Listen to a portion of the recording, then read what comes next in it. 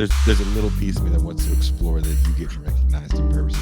Maybe we'll put a pin in that and hit that a little later in this conversation. I'm an open book. Everybody's an open book till you really start opening that book and it's like, hey, the footnotes were closed. Can you tell me a little bit about your creative process and how you come up with your videos? Yeah. And there was, and I'll add a little addendum to this question that one of the people that work on the show, Stefan, wanted to know. How do you constantly continue to reinvent your vibe as to continue appearing schizo while in the end being a YouTuber who needs to appeal to the audience that you built? Yeah. So my creative process, I've got a few different answers for that. One is my ideas come from this guy I keep in my basement. He's got tape over his mouth. He's always squirming around. And I go over and I rip the tape off and I'm like, what's my video idea this week? And he often blurts out something like, fetishes on the political compass. Put the fetishes on the political compass. 1 million views on youtube.com. And I slap him around and I give him his water. But the actual answer is mostly suffering. I just suffer a lot. Oh, geez. And eventually, I wasn't expecting such an emo answer. Yeah, well, I'm an emo kind of guy. You'll learn that about me quickly. That's one of the first things I said to you. You're no. Is behind the green screen a My Chemical Romance banner? That's too Gen X for me to understand what you just said. To be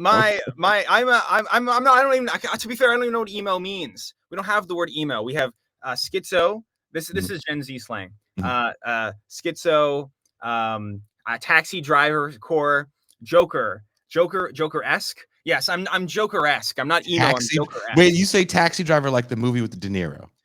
Yeah, but again, I'm Gen Z. I haven't watched it. I only know it from memes that have been downspersed through the Gen X. So, again, I'm protecting my Gen Z cred here. That's even more sad. So you're gonna say I don't understand emo, which comes out in the 2000s, but I want to reference Taxi Driver, which happened 73. Only because Taxi Driver exists in the literally me memes. That's the important. That's the important thing. And then the addendum question. Wait, here I'll ask it again. Yeah. Because it was a good question. Let me pull it up. Sorry. How do you constantly continue to reinvent your vibe as to continue appearing quote unquote schizo? Yeah. While in the end being a YouTuber who needs to appeal to the audience that you built? Attention deficit disorder. I can't focus on being one thing for very long. Okay. It makes me bored, and then I got to do something else. So it comes out of a natural inclination to want to do that. Obviously, some topics I'll go back to from a different lens. But yeah, like no one. First of all, if you're a YouTuber, you've got a shelf life of 2 years max before. Why do you think that? Why do you think that? Why do I think that? Yeah. Because we get bored of people. And then when we get bored of them, we have to make up reasons why we don't like them morally. This is what's happening to lots of people right now. You know, it's like, morally, this person's bad because I stopped watching them 2 years ago. It could just be you got bored of them. That's fine.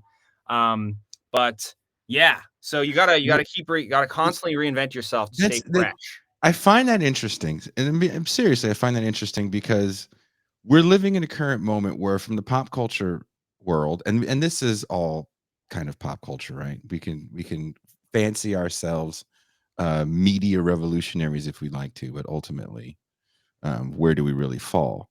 But when I think of television shows and the runs they've had over the last 20 years, and then really in the last 15, shows like Always Sunny in Philadelphia are still on. Granted, Family Guy and like The Simpsons and South Park are still running, but that's animated and that's slightly different, but still even animated series running so long seems insane. I feel like we live in a bubble now with streaming that we didn't have with cable and even regular network television, where you don't really have to constantly produce new product every season. I don't even know now when seasons start or end for television because of the streaming world and for the fact that I can constantly see things as comfort food that I watched years ago I would love to know how much bandwidth a show like The Office takes up on the average 8 o'clock for people in the evening, because it's one of those shows that has been off the air, I think, longer than it was on the air. But still, there's, we're going to talk about meme culture. There's still memes from The Office. People are still watching these old episodes of The Office. It never had spinoffs. Um, but you're saying that in the internet world, In my world, in the internet world, in the and youth I have world. seen, and I have fallen down certain internet rabbit holes of people that I've seen, I would even peripherally, right? Because I try to keep my feed filled with things that I personally like. So ninja movies, horror, you know, and music that I dig. But every so often I'll get, videos like yourself. And there was another woman who, to your point, is falling Illuminati. Yeah. There was a bunch of drama with that person as well. Why do you think that is, that in this particular realm, the shelf life is that of a pop star, maybe? Mm. Even musically. And I'm not saying this as a diss to your country's biggest positive export, Drake. That's a person that stayed on the musical hip hop landscape for like over 15 years. Kanye West is still a tastemaker, if you will, in hip hop, Mhm. almost 20 years in the game. Mm. So, why in these other realms can people have longer shelf lives? And you think in this one particular world, it's so short? Oh God, I've never had that posit that I just made interrogated ever. Okay, let me make something up. I think that the way that we look at this computer screen Mhm. 17 hours a day, and by we, I obviously just mean me, gives us attention deficit disorder of the fake kind, of the non-real kind. And then we get bored of everybody so easily because you always have to be entertaining them. That's your job all the time. You have to be as stimulating as possible. It's no coincidence that Mr. Beast is the top streamer right now. It's because he grabs you, and he makes you look at him, and then that's what you have to do. And if you can't, if we come to you and it's too expected, and it's like blah. And you're not making series anymore. To your point, you're Yeah. not making a one album a year. You're not making one video every year. You're not making an entire series every 2 years, like an episode of a season of a series every 2 years. Now you're making a video every day, and you better Yeah. crank out that slop, or else you're not going to be able to literally make a living on the platform that you exist on. And so, probably some combination of all the things I just said, because that's a good way of getting out of me having to tie that together into a cohesive conclusion. Well, I mean, let's you said you're an open book. So I'm an let's open let's book. let's go. It's a long book, Every right? page has a closed book drawn on by hand. I do think this is an interesting thing that you said, and you don't have to have the answers, right? Because we can have a discussion without having, you know, definitive answers. But I do think you're onto something when you talk about this world and the fact that people, not everybody, feels the need to produce quote unquote content. And what happens when you look at things that used to be artistic and we just call it content? So for example, maybe you know this, maybe you don't. Patreon was started by a failed musician. And when it was originally rolling out, he was hitting up all the musicians and going, "Hey, I got this cool way for you to make money when you're not on the road. It's called Patreon, and you'll have fans pay you, and you can give them extra stuff and blah blah blah." I always saw that as not the smartest move for a musician because it takes so much time. If you're mildly serious about what you do, it takes a while to write a song, even if you're recording everything in your house.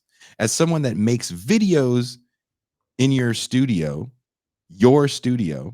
it still takes a minute for a video to come together, right? You have to write a script, shoot it, edit it.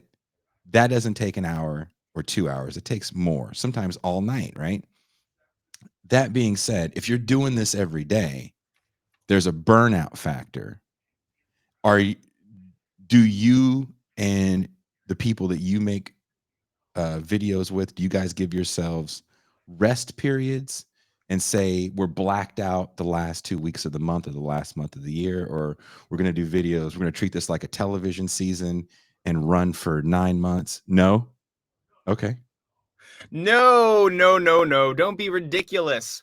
It's all grind all the time here. I was burned out 3 years ago. Now, Okay. the burnout is not the right word for it. It's like the ashes have crystallized into a uh it's a rock now. Okay. It's like a solid thing. It's like something was there and then was burned, and now it's like reconfigured itself because it was so hot for so long, and now it's fine. I just looped back around. The people here, we don't burn out until we don't really take breaks until we're forced to, until the break takes us, and that's because that's Meaning, are you talking about like literal stress? yeah, stress, or a video doesn't, a video doesn't perform well, and then it's a it's a night of angst and dread Uh-huh. and going on benders and stuff. That's As you the wipe your YouTube life. nose. That's the but, YouTube lifestyle. but that is I live near another person that does this. His name is Ben Burgess, and we're neighbors here in Mexico, and he actually does it like seasons, and he schedules breaks for himself, and we try to do breaks here, but kind of to your point, and the same thing I dealt with being a small time musician was I'd never had the luxury of having a team behind me that says, this is your record, this is your tour cycle on said record, here's all your press you're going to do for said record, then you're going to go home, you're going to rest, you're going to write a new record, and the cycle starts again. It was like the moment you aren't in front of people, they're going to forget you. So you have to go, go, go, go, go, go, go. But we never we never toured on a record that, like, we'd only go out if we had a record coming out, so we'd actually stay home and try to write something that we really dug. And I never looked at music as content, and I don't like that term content because it feels real generic. But there is something extremely generic about, and I don't like to think of things in generational terms too much, but there's a moment that we're in right now where people feel the need to blurt out content, be it music, be it these videos, because of the Patreon model, because I think it does make more sense for this world, because I can give you extra stuff a lot easier here. I can cut a show in half and say, you want to see the rest of it? It's going to be behind this paywall on Patreon, opposed to, hey, you want a song that we weren't going to put on the record because it fucking sucked? I mean, I can't keep people caring about me if that's the way I see the world. And I can't also go out and do the touring that I need to do if I'm constantly creating music for the couple hundred people that want to be patrons. Mm. Um, do you hate the term content when it refers to what you do? Because I don't think you throw out generic stuff that you don't care about. From what I've seen, it looks like there's a lot of thought behind everything you're doing. Yeah, I'd say I try to make art, Mhm. but sometimes you have to make content that people will watch in order to fund the art. So I sort of have a bit of a slop art dichotomy. And sometimes I'm like, you know what? It's time to create some slop for the pigs. I wake up and I get my slop tray ready, and I'm like, the pigs are gonna love this one. And then I put fetishes on the political compass. And then but then there's stuff that I make which is high art, which is like I work with an animator on a song that I wrote, and I work Mhm. with the producer, and we make a full animated music video, and that's cool too. And Do I hate content? I obviously I hate the word content when it refers to me, because I'm not. Mhm. Because you haven't gotten to where you want to get to yet. No, I'm just not content. Here, let me ask you a serious question then. There's I saw your followers, and you have a lot more subscribers and view content than I do, but um I know that there's still, of course, larger channels than yours. Um and there's this point of where you get to be content, right? Like, at what point are you I don't want to say stop hustling, but the drive doesn't have to be so severe to quote unquote make it. Um, I'm assuming you don't feel you've quote unquote made it. What for you would be the sign where you're like, okay, I'm officially a thing? I want one of these evil tech billionaires to give me a drop of techno capital. And then I'll do whatever if they want me to be like pro organ harvesting for babies or whatever. You know, I'll just be like, hey guys, JREG here, baby organ harvesting, and then I'll retire. And no, I don't really. I never want. I don't know. I think this is dispositional with me because no matter what stage of my life I've been in, and no matter what I've done, I've always felt like life or death kind of vibes because of the high neuroticism and the violent mental illness. So But can you feel life or death vibes when all the bills are paid I and probably will. you're not worried about like how when you're not worried about maybe 2 months down the road or 3 months down the road, you're like, we're good. We're good for the next 2 years right now." I want to say that if that happened, then I Mhm, would like be content. But knowing myself, I feel like if you put me in that position, mhm. give me like a year and I'll be in this exact same emotional state. Um, just whining and whimpering. Will your wine be different again? It'll be more like it'll be more posh, like upper class, like You'll be like Jordan Peterson whining? yeah, I'll be like look, that's a good example. Jordan Peterson has all of his bills paid All forever, his bills are paid. and he's let me look at him. He's crying more now than he ever did before. So clearly, you know, not, I mean, I know we're all off left here. We're all anti-capitalist, authoritarian Sure, left wingers. sure, sure. But maybe you know, I just know that if you gave me a lot of money, I'd You probably don't think it whine would change? and cry and complain. Actually, maybe I would afford therapy instead of uh, using this live stream as a way of getting it for free. There's a show, maybe you know it, maybe you don't. Do you know who the actor David Cross is? Yes, Do you know who, Bob Odenkirk is? yes, They used to have a show together in the '90s called Mr. Show. Are you familiar with it? I've heard that name before. Um, you can get your hands on it. It's on Amazon, and you probably can find episodes on YouTube. But, there's a character that David Cross has there was a show in the States back in the '80s and '90s called Cops, and they did a spoof on Cops where he was this character named Ronnie Dobbs, and he's a white we call it white trash guy that always gets busted by the police. And Bob Odenkirk plays this kind of auteur director that is taken by Ronnie Dobbs, um, the way he gets taken by police, and so he wants to constantly show him all over the country getting arrested by police. And eventually, Ronnie Dobbs becomes a celebrity to the point where the police are taking pictures with him, even when he's doing like getting cut, busted with coke all over him and like spousal abuse. Um, and it's funny because I think there's a point where no matter what you do, if someone has the power to go here, your problems are gone. It really changes the way you approach everything. And there is this idea that people have of making it, right? Like there's someone that looks at you and goes, "What is that dude complaining about? He's made it." And we all know behind it, like, dude, I don't know what you think making it is, but I still have these problems. I'm still sitting here hustling, doing these videos. I'm not just doing it because you want it. I'm doing it because I need to, because it's my life now. Da, da, da, da. What happens when that day comes where it's like, and again, you don't have to know, right?